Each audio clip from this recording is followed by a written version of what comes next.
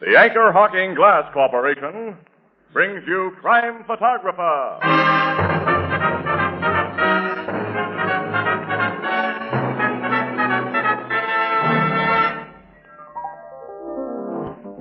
Hi, Ethelbert. How's things? Okay, Casey. Say, Tony was in here and he dropped his card. Let me see it. It says AHTMFNIG. I wonder what that Here means. comes Tony now. Hey, wait a minute. See if I can get it. Hi, Tony. What does AHTMFNIG mean, huh? Oh, what, you don't know? Why, everybody knows, Casey. Huh? Everybody knows that means Anchor Hawking, the most famous name in glass.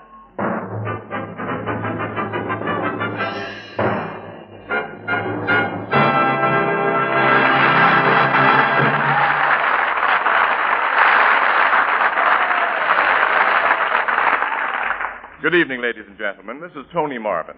Every week at this time, the Anchor Hawking Glass Corporation of Lancaster, Ohio, and its more than 10,000 employees bring you another adventure of Casey, crime photographer, ace cameraman who covers the crime news of a great city.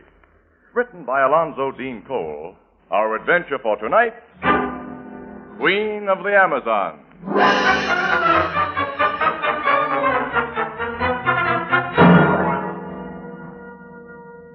Late afternoon, the Blue Note Cafe. The door opens, admitting a flurry of snow, a blast of freezing air, and a very cold Casey. Ethelbert, the head bartender, sir. Well, look who's here. Oh, give me a warmer up, Ethelbert, quick. Got any fresh coffee?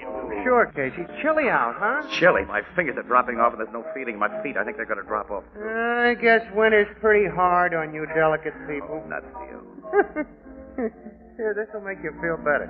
Thanks, Hal, thanks. Where's Miss Williams? Oh, she's trying to thaw out over at the office. We just finished an 18-mile drive. I thought we'd both freeze before we got back. Oh, here's Miss Williams now. Hello, Ethelbert. Hi, Annie. Come on, sit down. Ethelbert, get her a cup of coffee. No, Ethelbert. No can do. Casey, we've just been handed another assignment. What? We just got back No, from you one. know how kind-hearted City Desk is.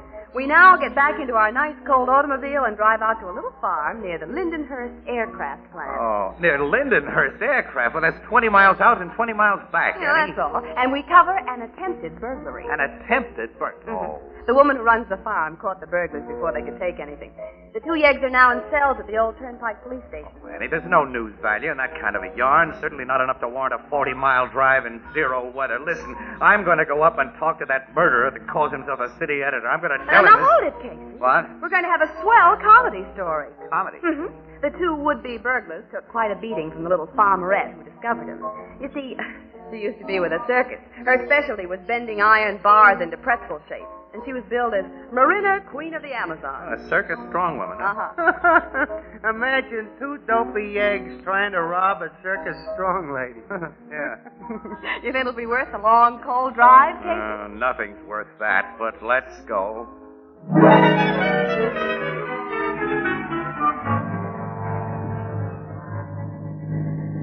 Oh, swell business, this newspaper rack.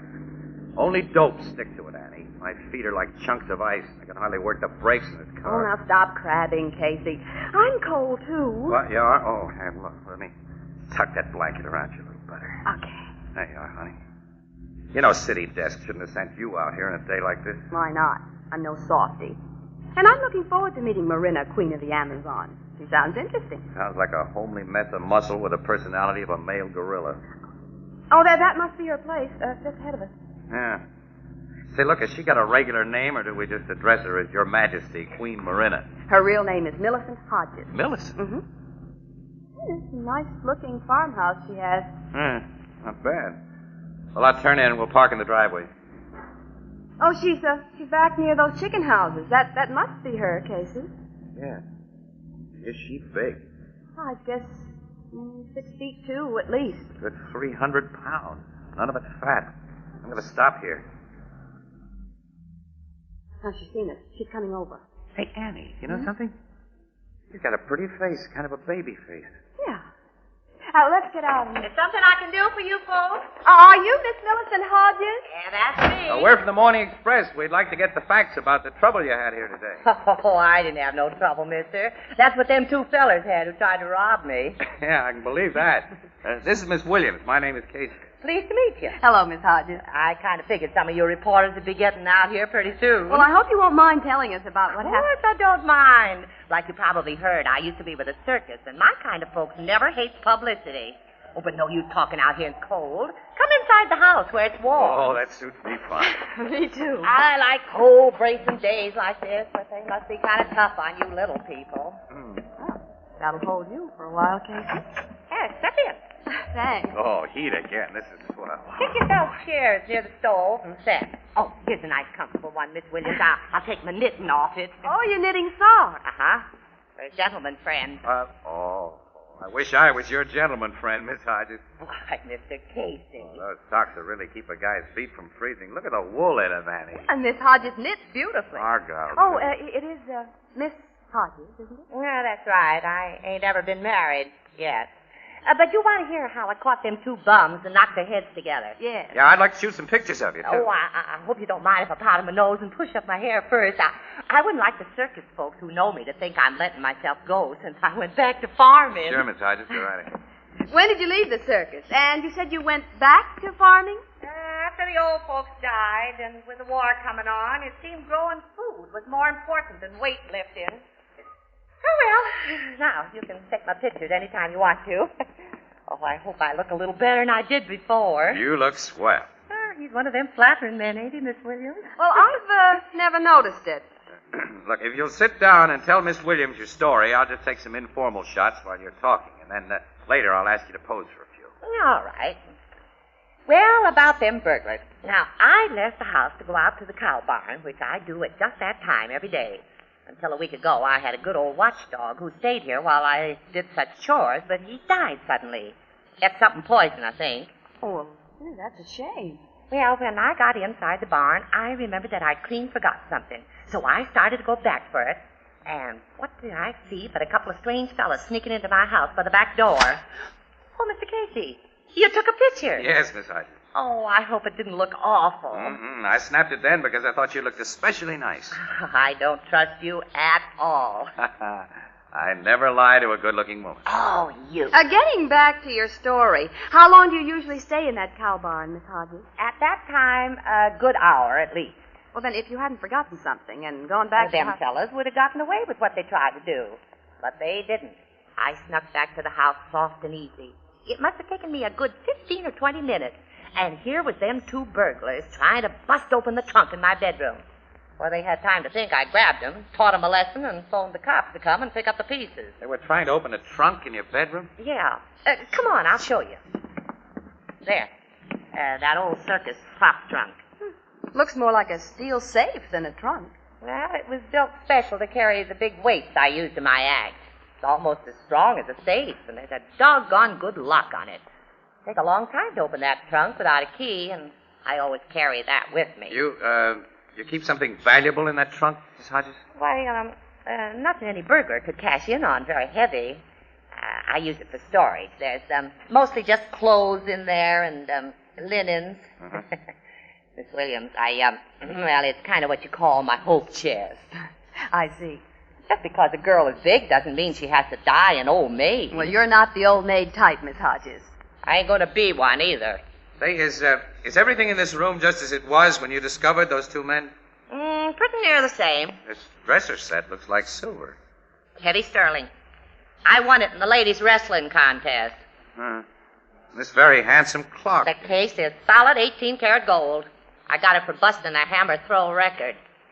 They were here in plain sight when those men were here. Just as you see them now. Well, Miss Hodges, why do you suppose they didn't take these things instead of trying to open that trunk? The cops asked me that, and the answer is, I ain't got no idea. There isn't anything in that trunk that'd do anyone but me the slightest bit of good. Oh, there's my doorbell. Excuse me. Yes, go ahead.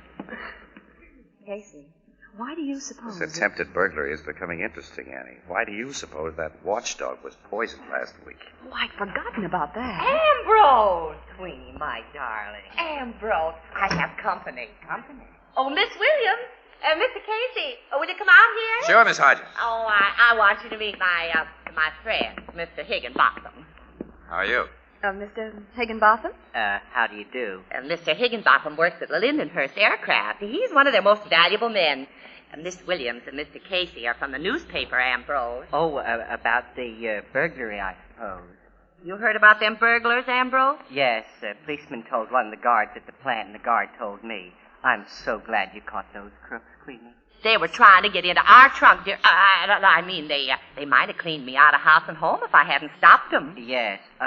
Were you and Miss Williams just about to leave, Mr. Casey? Leave? Well, I've told you all there is to tell. Oh, I've only taken one picture of you, Miss Hodges. Oh, well, take your pictures, of course. I suppose I shoot one of you and Mr. Higginbottom together. No, I've had nothing to do with the burglary. I mean, I can be of no interest to your newspaper readers. Oh, Ambrose is the retiring kind, Mr. Casey. Why not have one of us two together, Ambrose? It'll be all right now. No. Okay. Well, I'll take a few more of Miss Hodges alone, and then we'll be on our way. And then, Ann, we'll stop at the old Turnpike Precinct Station and see what the cops have learned about those two men that tried to rob you, Miss Hodges.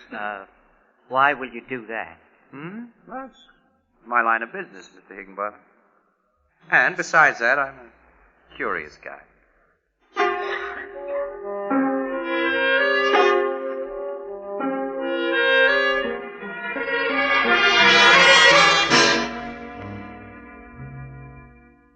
I got a headquarters report on the fingerprints of those two eggs just before you and Miss Williams walked into the station here, Casey. Yeah?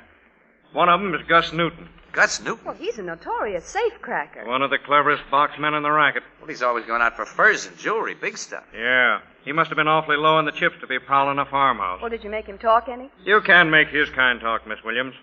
Or guys like the other fella. Who's the other fellow, sir? Name's Loader. The FBI want him for suspected espionage and illegal entry into this country. Funny, ain't it? Yeah. So what do you know about a guy named Ambrose Higginbottom, Sarge?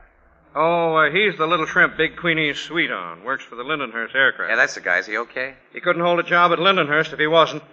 They're doing some hush-hush government stuff there, and their employees are investigated pretty thoroughly. Why do you ask about him? I was just curious. What do you know about Miss Hodges, Sergeant Rourke? Plenty, Miss Williams, and all of it good. Queenie's a little weak in the head where men are concerned. Her size makes most guys fight shy of her, and she don't like it that way. But a better woman hasn't been made yet. I figured that. Well, thanks, Sarge. Come along, Annie. We'll do back at the office. Yeah. So long, Sergeant. Drop in again when you're out here in the sticks. Yeah, we will. So long. So long. I hate to face this cold again. Me too. After I drop you at the office, Ann, I'll have this trip to make again. Why? Because I'd like to know more about that big trunk of Miss Hodges. I'm going to pay her another visit this evening. You mean we'll pay her another visit? No, Annie. I'm making this call alone. Oh, why? Annie, look. Miss Hodges is a gal. When a guy wants to make himself popular in Florida, he doesn't go there with a crate of California oranges.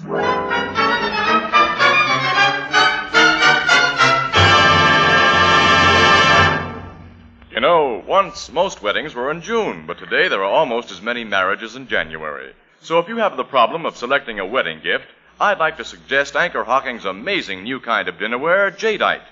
Now, it's spelled Jadeite, Jadeite. And Jadeite has the color and texture of rare oriental jade, yet it's as sturdy and heat-proof as the oven glass you use for baking, and it costs less than half as much as any other dinnerware you can buy. A 35-piece Jadeite dinner service for 6, including 6 cups, 6 saucers, 6 dessert plates, 6 salad plates, 6 dinner plates, a big vegetable bowl, a platter, and a sugar and creamer set, costs less than $5. Now, naturally, you needn't wait for a wedding to buy Jadeite. You'll find it in open stock at chain stores, department and hardware stores, as well as other stores selling chinaware and glass. Now, remember the name, Jadeite, the newest triumph of Anchor Hocking. The most famous name in glass.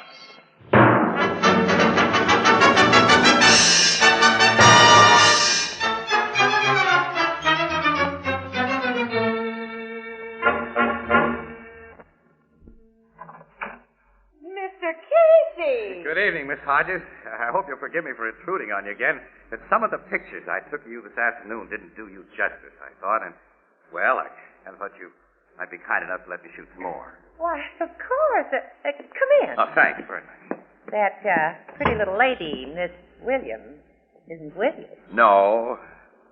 Oh, that good-looking gentleman I met here, Mr. Higginbotham. Gone. Ambrose left just a few minutes ago. I cooked dinner for him. He's dead. Lucky guy. Bet you're a swell cook. Well, I know how to do a few things besides lifting quarter-ton barbells. I've already guessed that. Pick up your overcoat, Mr. Casey. Aye. Don't you feel the cold when you go out again? Thanks. Oh, wait, I got something in my pocket. Hope you won't think I'm presuming too much on short acquaintance of it. Well, this is for you. A box of it. Good chocolate creams. Hope you like them. Oh, they're my favorite candy. I'm glad. Oh. Well, I suppose you want to take those pictures as soon as possible so you can get back to your office. I'll go pat him a note. Oh, I'm in no hurry. No. Matter of fact, I'd like to talk to you while Miss Hodges gets better acquainted. What do you mean, Mr. Casey? Well, it isn't often a man meets a woman like you. No, it ain't. I'm a freak. A female giant. Only a few like me in the whole world. But I ain't brainless, Mr. Casey, and not altogether. I don't like to be kidded. You ain't trying to kid me, are you? No, Miss Hodges. I figured you for a nice guy. Say, you don't have to call me Miss Hodges. My friends call me Queenie, and we're going to be friends. I hope so. Really? I know so, Casey. Thanks. Oh, nuts. I was trying to put something over on you, and it made me feel like a louse. Well, my cards are face up from this time on. What do you mean? I haven't come out here because I want more pictures or because I'm a wolf on the hunt. I'm here to find out what you've got in that trunk that those burglars tried to open. You said you used the trunk for a hope chest. I do. And what business is it of yours, Mr. Casey? It's none. None of my business. I know that. I'm not a cop who has a right to question you. I'm just a newspaper stiff out for pictures and exclusive stories. And you don't have to give them to me. I'm a sap for folks who lay their cards on the table. I'll tell you what you want to know, Casey. Thanks. But learning about that trunk won't give you any big news beat. This has been a secret up to now. Ambrose and I are going to be married. You and Mr. Higginbotham? Uh-huh. Which makes that old trunk more than just a hope chest. It's full of things I've accumulated for our wedding.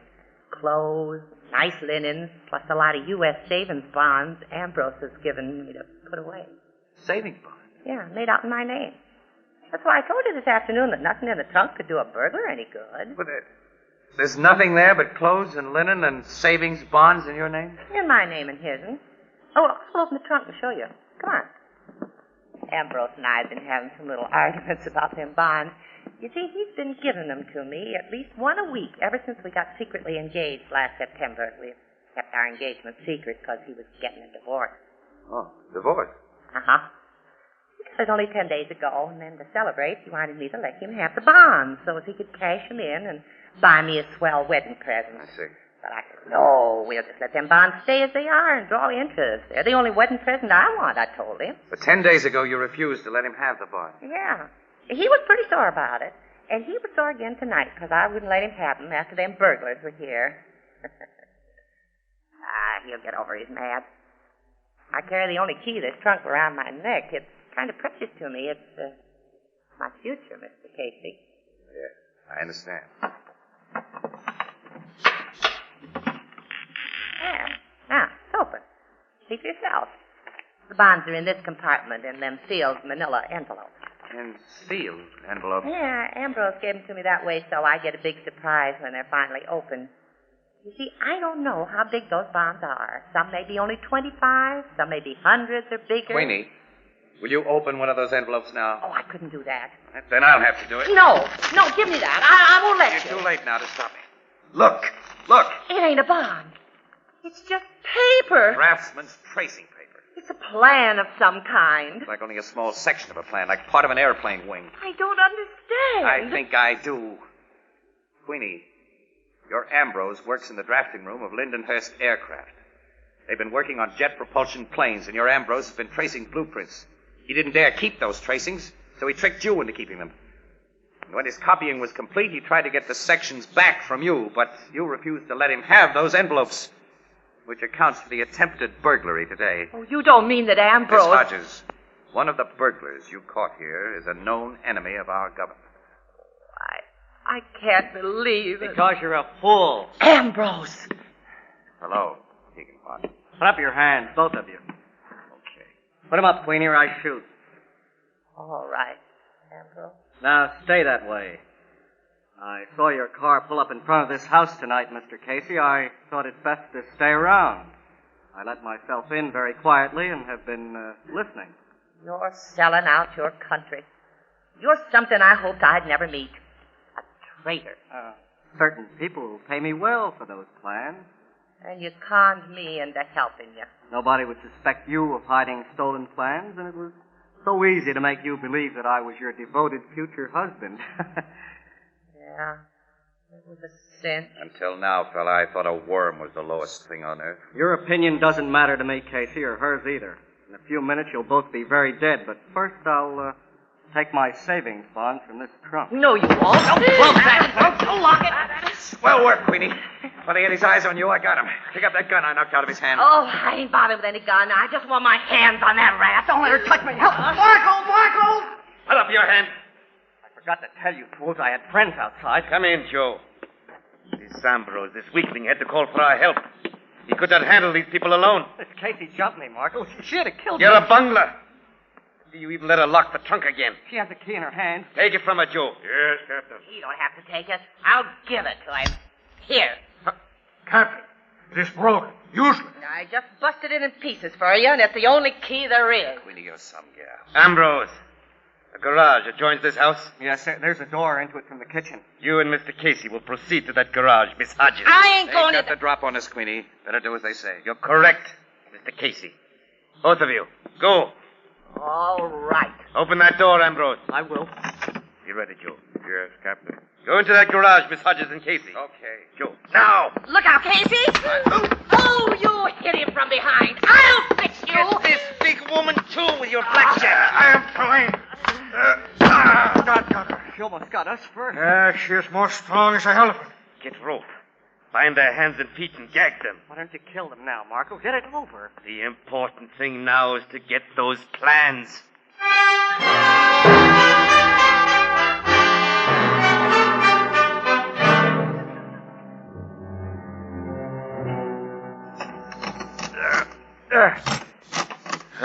The lock is very loose now, Captain.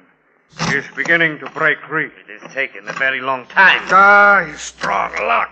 Riveted to steel. I have broke it off. At last. Open the lid. There are the envelopes, Marco. I see them, Ambrose. I put them in my pockets. Now, you'll pay me for them. The complete plan is there, ready to assemble. The complete plan, the secret You plan... will be paid. First, I have another appointment to make. Those two in the garage. You mean you're going to kill them now? Yes. Huh. Bring that little crowbar, Joe. It will be a quiet instrument of execution. Come, both of you. I'm looking forward to this. That Casey nearly twisted my arm off, and Queen... There will be nothing personal in their punishment, Ambrose. I don't care why or how they get what's coming to them, just so they don't get it before they can turn me over to the FBI. Joe, you bound them very securely? Yes. Even the big woman could not get free, Captain. See? They lie on the floor just like we left them. Their eyes are open. They have recovered consciousness. That's good. Put away your gun, Ambrose. None of us need such noisy weapons now. You're the boss, Marco. The woman off my throat. It was nice of you guys to come within our reach. I've finished my mug, Queenie. Oh, so have I. Now it's your turn, Ambrose. Let me go, Queenie. Don't. Not too hard, Queenie. Leave something for the cops to take away. Oh, they'll take Ambrose away in sections, just like he stole them plans. What? The window. Oh, someone's crashing in the door. Pick up your hand. Who? FBI man. FBI. You heard me, Casey. Bill Travers. You surprised? Surprised?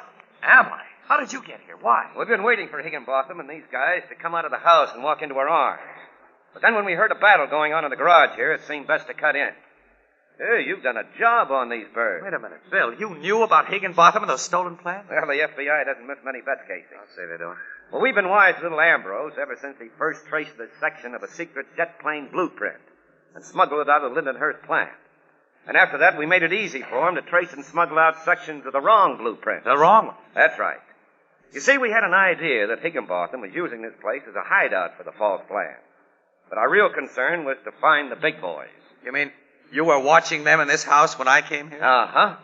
We saw you come into the house, but we couldn't identify you in the darkness. You were an unexpected development that caused us a little worry. Why did you come here? Well, I was sticking my nose into something I might have known you FBI guys would have under control. Say, Bill, look, I got a camera around somewhere. How about letting me do a job I do know something about?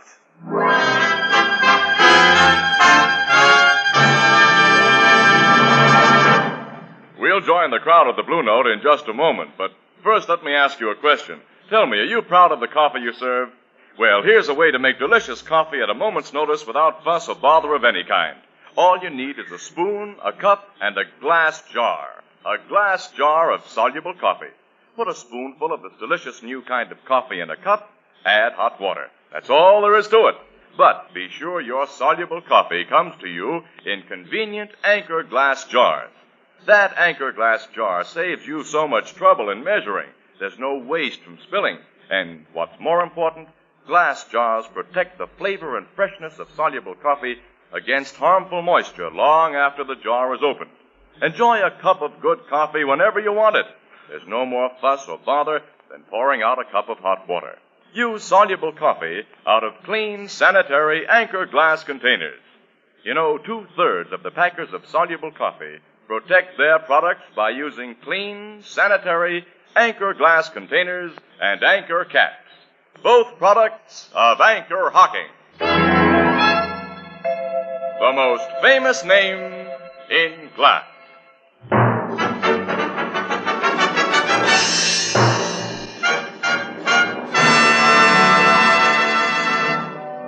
Well, that's what happened, Ethelbert. And Annie, you know, I still feel like a dope. Well, why? You brought back a good story and some swell exclusive pictures. I ain't heard all the story yet. After them fellas bound you and Miss Hodges hand and foot, Casey, how'd you get free? Oh, that? Yeah. Well, there was a car in the garage with old tire chains on the wheels. Old tire chain? Some of the links were worn so thin that the edges were like knives, and that's how we used them. Huh. That Queenie must be a swell fella. Oh, yeah. She's aces. Annie, you know what she's going to do? What? She's promised to knit me wool socks. Looks like you're going to have some romantic competition, Miss Williams. As my sister Edna says, quote, in the wintertime, the way to a man's heart begins with a pair of warm feet. Unquote.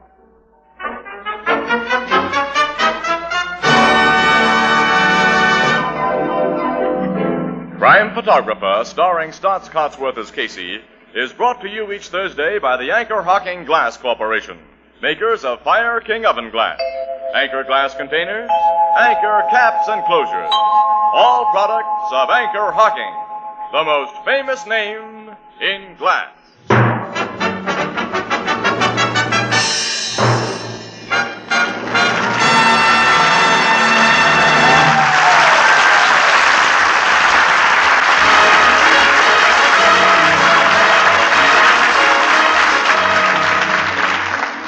Crime Photographer is directed by John Dietz. The original music is by Archie Blyer, and the program features Miss Jan Miner as Anne and John Gibson as Ethelbert.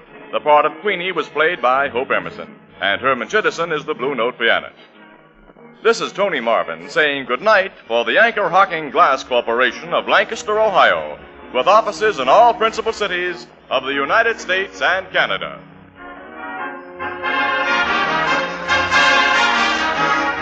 This is CBS, where 99 million people gather every week, the Columbia Broadcasting System.